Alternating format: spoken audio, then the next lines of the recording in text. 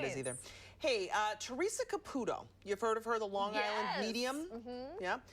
She is coming to Rochester. She is the star of the show, The Long Island Medium. Don't call her the Long Island Lolita, as we almost did. She's going to be at the Auditorium. She did. She's going to be at the Auditorium Theater this Thursday night, sharing stories about her life, and at the same time explaining how she calls explaining what she calls her gift, right? And that is being able to speak to those who've passed on. She's got fans. You bet. Right? She's got skeptics. You bet. And see where you fall after this interview that I did with her. I spoke to her when she called our studio. Hi, Theresa. How are you? I'm great. How are you? I'm great. Thanks for joining us. So you're coming. Thank you for having me. Yeah, you're coming to Rochester, and we are so excited to talk to you. Theresa, what do you tell people your gift is, or what do you tell people that you do? You're a medium. What does that mean? Well, I usually do start off by saying I'm a medium, and then they look at me, and then sometimes they look at me and they go, well, you're really kind of a small. So. Well, that's good. No, I just tell people that I have the amazing ability to be able to connect with people that have died. And then some people are like, oh my God, that's amazing. Some people just look at me like I'm crazy. But what I love is that a lot of times then people start to share their own spiritual experiences with me that they've had with their loved ones that have died. Because that's really the reason why I do what I do. It's not about believing in mediums. It's about knowing that your loved ones are still with you. But Theresa, how do they talk to you? Do they speak to you? Do you hear words? How do they communicate with you? It's not like how we communicate here in the physical world.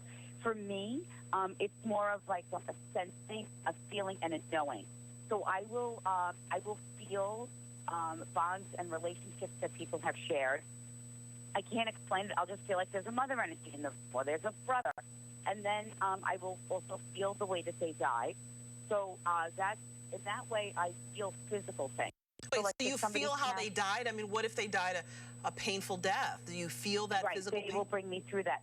So, like, they will make me feel, like last night I was up in Syracuse, and I was reading a woman who lost her father, and he kept showing me that he was severed in this horrific truck accident. But then I started pacing and walking in circles, and I felt very disorientated. But that's exactly what happened to the father when he died. He became very disorientated from the impact, and then the severing happened because it was such a horrific death. He wanted his daughter to know that he did not suffer the horrific death because he was so disorientated. So you share these messages with people who then, do they, you say it brings them peace. Does it ever have the opposite effect? Have you ever had someone just be very disappointed in what you had to say? That I don't know. Nobody has ever shared that with me. You can see if you come down to the live show when I'm there in Rochester. I'm so proud of the instant moments that we've been able to create. Because I'm not on that stage. I am down in the audience delivering these messages from your loved ones right in front of you. And you'll be able to witness it up close and personal. And you can see how it changes somebody's life. That's what people say when they comment about attending one of my shows. They're like, I didn't know what to expect when I walked into that theater.